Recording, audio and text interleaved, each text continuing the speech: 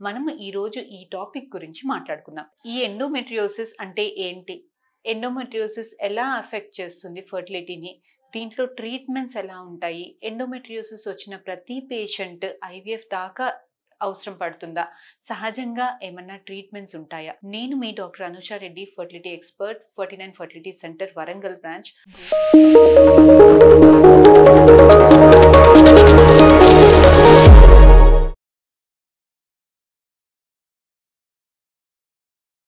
యూజువల్‌గా ఎండోమెట్రియోసిస్ గురించి మాట్లాడుకునే ముందు అసలు ఈ గర్భసంచి పొర ఏంటి? ఇది ఎలా డెవలప్ అవుతుంది? ఎందుకని డెవలప్ అవుతుంది? ఇది బయటికి ఎలా వస్తుంది? ప్రెగ్నెన్సీ ఎలా వస్తుంది? పీరియడ్స్ ఎలా వస్తుంది? అన్న దాని గురించి మనం మాట్లాడుకుందాం. ఇది గర్భసంచి. ఇటు ట్యూబ్స్ ఉంటాయి. ఇటు అండాశయాలు ఉంటాయి. ఇది హస్బెండ్ వైఫ్ కలిసే ప్లేస్. యూజువల్‌గా నెల ఎగ్ అనేది ఇక్కడి నుంచి పెరిగి పీరియడ్ వచ్చిన 14 డేస్‌లో రిలీజ్ అవుతుంది. ఆ టైంలో హస్బెండ్ వైఫ్ కలిసి ఉంటే స్పెర్మ్స్ ఇక్కడ రిలీజ్ అయినవి పైదాకా వెళ్ళి ట్యూబ్‌లో ఉన్న ఎగ్ తోటి కలిసి బేబీ తయారీ అవుతుంది. ఈ తయారీ అయిన బేబీ ఆ పాటికల్లా పొర డెవలప్ అయి మంచిగా ఉన్న పొర లోపలికి వచ్చి అతుక్కుంటే ప్రెగ్నెన్సీ వస్తుంది. లేదు అలా జరగలేదు అంటే ఆ నెల తయారీ అయిన పొర అంతా కూడా బ్లీడింగ్ రూపకంగా బయటికి వస్తుంది. ఇది మన నెల ఆడవాళ్ళకి జరిగే విషయం. కాకపోతే కొంతమంది ఆడవాళ్ళకి ఏమవుతుంది అనంటే ఈ బ్లీడింగ్ అనేది బయటికి రావడం మాత్రమే కాకుండా ఈ ట్యూబుల గుండా వెళ్ళి ఈ ట్యూబులలో డిపాజిట్ అవుతుంది. ఇక్కడ అండాశయాల మీద లోపల పొట్టులో డిపాజిట్ అవుతుంది. కొంతమందికి గర్భసంచి లోపల పొరల లోపలికి కూడా చొచ్చుకుపోయి ఇక్కడ కూడా ఈ గర్భసంచి లోపల లైనింగ్ లోపలికి కూడా చొచ్చుకుపోతుంది. ఇలా జరిగినప్పుడు నెల బ్లీడింగ్ ఎలా అయితే బయటికి అవుతుందో అలాగే నెల బ్లీడింగ్ అనేది అండాశయం మీద అవుతుంది. లోపల పొట్టు లోపలికి కూడా ఇలా నెల బ్లీడింగ్ అనేది లోపల అవుతుంది. సో ఇలా లోపల అయిన బ్లీడింగ్ ఎక్కడికి వెళ్ళలేక అండాశయంలో రక్తం గడ్డలాగా అంటే చాక్లెట్ సిస్ట్ల లాగా అండాశయం లోపల గడ్డలు కట్టుతాయి. అలానే కాకుండా ఈ పెల్విస్ అంటే లోపల పొట్టు లోపలికి కూడా డిపాజిట్ అయ్యి నెల అక్కడ బ్లీడింగ్ అయ్యి అతుకులయ్యి లోపలంతా అతుకులు తయారీ అవ్వడం వల్ల మనకి ఈ పెల్విక్ అనాటమీ అంతా కూడా డిస్టర్బ్ అయ్యి న్యాచురల్గా ప్రెగ్నెన్సీ రావడానికి ఇబ్బంది అవుతుంది. ఇలా ట్యూబుల గుండా వెళ్ళినప్పుడు ఈ ట్యూబులలో డిపాజిట్ అయినప్పుడు ట్యూబుల్ బ్లాక్ అయ్యేదానికి ఛాన్స్ ఉంటుంది. ఇక్కడ అండాశయం లోపల డిపాజిట్ అయినప్పుడు ఇక్కడ సిస్లు తయారీ అవుతున్నా కొద్దీ ఈ నార్మల్ యూజువల్గా ఆడవాళ్ళకి ఎగ్స్ అనేవి ఇలా ఉంటాయి.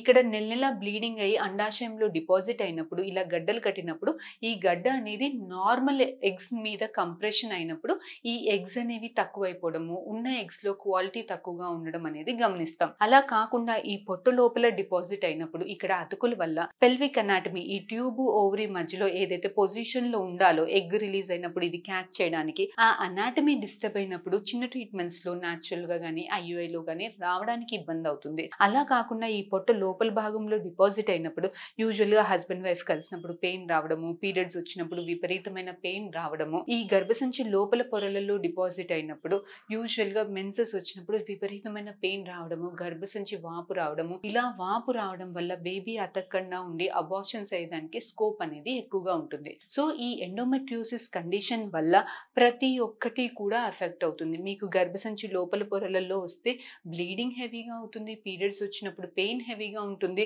ఈ గర్భసంచి వాపు వస్తే లోపల బేబీ అతికేదానికి ఇబ్బంది అవుతుంది. అతికాక కూడా అబార్షన్స్ అయ్యేదానికి స్కోప్ ఎక్కువగా ఉంటుంది.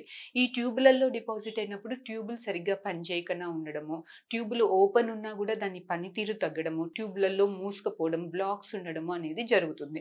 ఈ అండాశయం మీద డిపాజిట్ అయినప్పుడు చాక్లెట్ సిస్ట్ లాగా గడ్డలు తయారీ అవ్వడము, ఆ ఎగ్స్ నెంబరు తక్కువ అవడము, ఎగ్స్ లో క్వాలిటీ తక్కువ అవడము, ఈ పొట్టలో డిపాజిట్ అయినప్పుడు లోపల అతుకుల వల్ల అనాటమీ డిస్టర్బ్ అవ్వడము, పీరియడ్స్ అప్పుడు పెయిన్ రావడము, హెవీ బ్లీడింగ్ రావడము, హస్బెండ్ వైఫ్ కలిసినప్పుడు పెయిన్స్ రావడము, ఇవి ఎండోమెట్రియోసిస్ వల్ల వచ్చే మనకి సిమ్టమ్స్, ప్రాబ్లమ్స్. మరి ఈ ఎండోమెట్రియోసిస్ ఉన్నప్పుడు మనం రాకన్నా ఉండేదానికి ఏమైనా చేసుకోవచ్చా, ఏమైనా ప్రయత్నాలు చేసుకోవచ్చా అంటే యూజువల్గా ఎండోమెట్రియోసిస్ అనేది మనకి ఒంటి తీరుని బట్టి ఉంటుందండి. కొన్ని మనం బయట నుంచి చేసే పనుల వల్ల ఈ కండిషన్ అనేది కొంచెం అగ్రివేట్ అవుతుంది. సో ఎండోమెట్రియోసిస్ ఉన్నప్పుడు యూజువల్గా మనకి ఎలాంటి ట్రీట్మెంట్స్ ఉంటాయి అని అంటే, ఎండోమెట్రియోసిస్ అనేది మనం గ్రేడ్ చేస్తామండి. Grade 1, grade 2, mild, moderate, severe. యూజువల్గా మైల్డ్ అండ్ మోడరేట్ ఎండోమెట్రియోసిస్లో జనరల్గా మనకి చిన్న ట్రీట్మెంట్స్ అనేవి ప్లాన్ చేసుకోవచ్చు. మనకి ఎగ్ ఎప్పుడు డెవలప్ అవుతుందో అంటే మైల్డ్ మోడరేట్ ఎండోమెట్రియోసిస్లో ట్యూబల్ డ్యామేజ్ ఎక్కువ ఉండదు, ఈ ఎగ్స్ డ్యామేజ్ ఎక్కువ ఉండదు, పెల్విక్ ఎనాటమీ ఎక్కువ డిస్టర్బ్ అవ్వదు.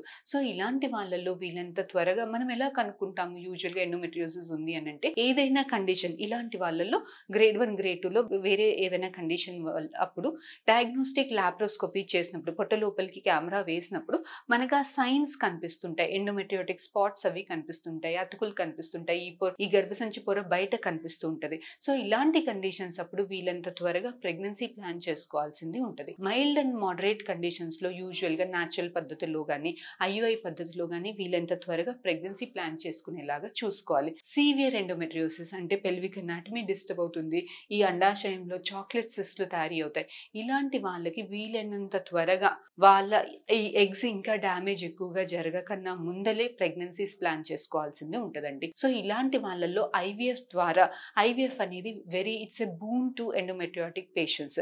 సో ఇది చాలా హెల్ప్ అవుతుంది. సీవియర్ ఎండోమెట్రియోసిస్ కండిషన్ లో మనకి ఐవీఎఫ్ పద్ధతి అనేది చాలా హెల్ప్ అవుతుంది. ఇలాంటి వాళ్ళల్లో ఈ అనాటమీ డిస్టర్బ్ అయినప్పుడు న్యాచురల్ గా ప్రెగ్నెన్సీ రాని స్టేజెస్ లో ఈ కొన్ని ఎగ్స్ ఏవైతే మిగిలి ఉన్నాయో అవి ఇంకా డ్యామేజ్ అవ్వకన్నా ముందలే ఈ ఎగ్స్ ని బయటికి తీసి అందులో మంచి క్వాలిటీ ఎగ్స్ ఏ ఉన్నాయి అన్నది సెలెక్ట్ చేసి ఆ ఎగ్స్ లోపలికి హస్బెండ్ స్పర్మ్స్ తోటి మిక్స్ చేసి బేబీ తయారీ చేసి ఫ్రీజింగ్ లో పెట్టి ఈ ఎండోమెట్రియోసిస్ కండిషన్ తగ్గేలాగా కొన్ని ఇంజెక్షన్స్ ఉంటాయి.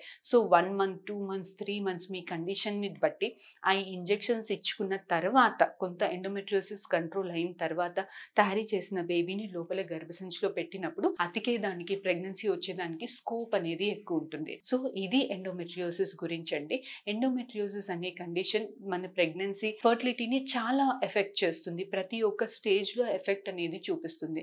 సో ఇలాంటి కండిషన్ ఉన్న వాళ్ళు ఎక్కువగా నిర్లక్ష్యం చూపెట్టకుండా వీలైనంత త్వరగా మీ ఫర్టిలిటీ డాక్టర్స్ దగ్గరికి సంప్రదించి వీలైనంత త్వరగా ట్రీట్మెంట్స్ ద్వారా ఒక ప్రెగ్నెన్సీని తెచ్చుకునేటట్టు ప్లాన్ చేసుకోవాలండి. సో మీకు ఇందులో కానీ ఇంకా ఫర్దర్ గా ఏమైనా డౌట్స్ ఉంటే please do come and contact us. We will definitely get back to you. Thank you.